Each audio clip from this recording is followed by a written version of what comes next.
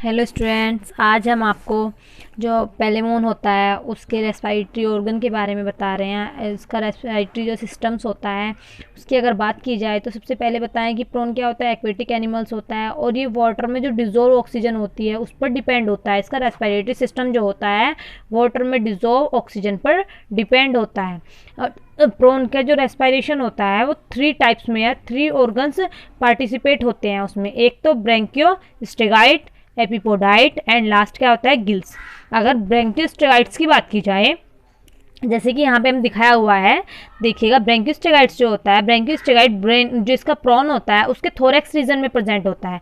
पहले तो सिफेलिक आएगा, उसका फिर थोरेसिक आता है, फिर एब्डोमेन आता है। तो इसका क्या होता है, ये ब्रेंकियोस्टेगाइट इसका थोरेक्स रीजन में प्रेजेंट होता है। जो थोरेक्स रीजन के जो लेटरल साइड पर एक चैम्बर होता है, जैसे कि यहाँ पे दिखाए हैं गिल चैम्बर्स हैं, गिल चैम्बर्स प्रेजेंट होते हैं इसकी लेटरल साइड, दोनों साइड प्रेजेंट है। उसके बाद क्या है कि गिल चैम्बर्स जो होते हैं वे काराफेज से क्या रहते हैं, सराउंडेड रहते हैं। ये क्या है, ये ऊपर से जो जा रहा है ये है काराफेज। काराफेज से क्या है, ये सराउंडेड घिरे रहते हैं। ब्रेंकियोस्टेगाइट्स का इनर साइड थिन और मेम्ब्रेनस होता है। ब्रेंकियोस्टेगाइट्स का इसके इनर साइड क्या होगा, ये थिन होगा और मेम्ब्रेनस होता है। और इसकी अगर बात की जाए ब्रेंकियोस्टेगाइट्स की ही, ये क्या होता है, ये एक्सचेंज किसे करता है, O2 और CO2 को एक्सचेंज करता है। यहीं पर ही क्या होती है, O2 और CO2 ज़्यादा एक्सचेंज होती है। जैसे कि इसमें ये दिखा रहा है, ये गिल चैम्बर्स हैं, इसके गिल चैम्बर्स में क्या है, CO2 बाहर जा रही है और ये वाटर से क्या कर रहा है, वाटर से O2 को प्राप्त कर रहा है, ऑब्जॉर्व कर रहा है। ठीक है। अगर इसके इंटरनल सरफेस की बात की जाए तो ये फेसिबल होता है, फ्लेक्सिबल कह सकते हो। ठीक है। जो वाटर से क्या करता है, O2 को एब्जॉर्व कर लेता है और वाटर में क्या होता है, CO2 को फ्री कर देता है। इसमें ये कैपेबिलिटी होती है। ब्रेंकियोस्टेगाइट्स की अगर बात की जाए इनकी, तो ये क्या करते हैं, ये गिल चैम्बर्स जो होते हैं ये CO2 को तो फ्री कर देती है और O2 को वाटर से एब्जॉर्व कर लेते हैं। ये इनमें एक कैपेबिलिटी होती है और इसके द्वारा ही रेस्पिरेशन हो रहा है इसमें, ब्रेंकियोस्टेगाइट्स के द्वारा ही, जैसे बताया जा रहा है। इसके बाद इसके सेकंड ऑर्गन की बात आती है, एपिपोडाइट। अगर एपिपोडाइट की बात की जाए तो एपिपोडाइट क्या होते हैं, जो आपके मैक्सिलिपिड्स होते हैं। हमने सबसे पहले, इसीलिए ध्यान दीजिएगा बच्चों, इससे पहले हमने अपेंडिसेस की एक वीडियो अपलोड की थी जिसमें आपको सब पता चल जाएगा मैक्सिलिपिड्स क्या होते हैं, या फिर आपके एपिपोडाइट्स के बारे में हम जैसे बता रहे हैं सारे ही, उसमें हमने पढ़ाए थे वॉकिंग लेग्स, मैक्सिलिपिड्स। ठीक है। तो जो इसके मैक्सिलिपिड्स होते हैं वो एक एक लोब लगा होता है, उन पर क्या होता है, मैक्सिलिपिड्स पर एक एक लोब लगा होता है, जिसे एपिपोडाइट्स कहते हैं। यह भी क्या है, इसका एपिपोडाइट्स की बात की जाए, मेन फंक्शन इसकी भी बात करें तो क्या है, ये वाटर से O2 को एब्जॉर्ब करके वाटर में CO2 को फ्री करता है और जिससे रेस्पिरेशन में ये क्या करता है, हेल्प करता है। इसमें टोटल नंबर कितने होते हैं, 6 या फिर 3 पेयर होते हैं। 3 पेयर मतलब 6 होंगे, 6 होते हैं और क्या कहेंगे इसको, 3 पेयर। ठीक है, 6 होते हैं। इसके 3 पेयर प्रीमिटिव गिल्स जो होते हैं उन्हें एपिपोडाइट्स कहते हैं। प्रीमिटिव गिल्स जैसे मैंने दिखाया था, एक सेकेंड,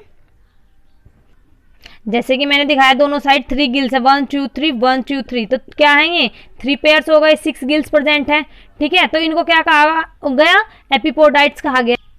और अगर इसकी बात की जाए, एपिपोडाइट किससे कहते हैं, किससे कनेक्ट रहते हैं, मैक्सिलिपिड से। मतलब देखो, मैक्सिलिपिड्स हमने आपको पढ़ाए थे, 3 पेयर मैक्सिलिपिड्स होते हैं। तो जो फर्स्ट एपिपोडाइट है वो किससे कनेक्ट रहेगा, फर्स्ट मैक्सिलिपिड से। सेकंड एपिपोडाइट सेकंड मैक्सिलिपिड से कनेक्ट रहता है और थर्ड एपिपोडाइट थर्ड मैक्सिलिपिड से कनेक्ट रहता है। जबकि जो आपका फर्स्ट एपिपोडाइट होता है वो बाइलोब्ड होता है, जबकि आपका क्या है, सेकंड और थर्ड एपिपोडाइट क्या होता है, यूनिलोब्ड होता है।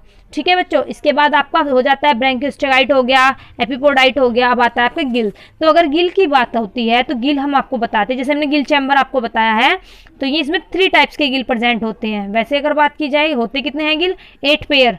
8 पेयर गिल प्रेजेंट होते हैं जो क्या करते हैं, सिफेलोथोरेसिक की बोथ साइड प्रेजेंट रहते हैं, सिफेलोथोरेसिक के दोनों साइड में प्रेजेंट रहते हैं।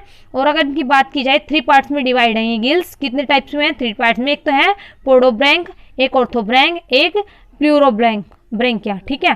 तो अगर 8 पेयर है, 8 पेयर में अगर इनको हम तीनों टाइप के गिल्स में डिवाइड करे जाए तो पोडोब्रैंकिया 1 पेयर होता है, ऑर्थोब्रैंकिया 2 पेयर होता है और जो आपका प्लूरोब्रैंकिया होता है वो 5 पेयर्स गिल्स होते हैं।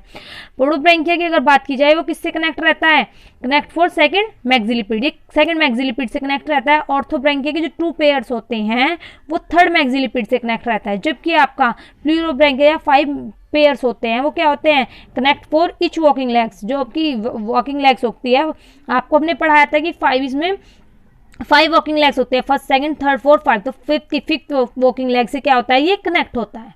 ओके स्टूडेंट्स, तो इसी तरह अगर हम आपको बताएं थोरेसिक रीजन के बारे में हमने आपको बता दिया था इसमें, तो इसमें क्या था, 3, तो इसमें 3 पेयर मैक्सिलिपिड्स थे और 5 पेयर क्या थे इसमें वॉकिंग लेग्स, तो 8 पेयर होते हैं। और 8 पेयर को हमने ऐसे एक्सप्लेन किया, 8 पेयर इसमें गिल्स हो गए, 8 पेयर गिल्स इसमें क्या होंगे, एक तो इसमें किस में चला जाएगा, पोडोब्रैंकिया गिल्स होगा, एक ऑर्थोब्रैंकिया गिल्स में 2 हो गए, लेकिन जो 5 पेयर हैं वो प्लूरोब्रैंकिया जो आपके वॉकिंग लेग्स हैं वो उन सबसे कनेक्ट होते हैं। ठीक है, गिल्स की हमने बात की है। तो स्टूडेंट्स आई होप आपको इसका ये पूरा समझ आ गया होगा।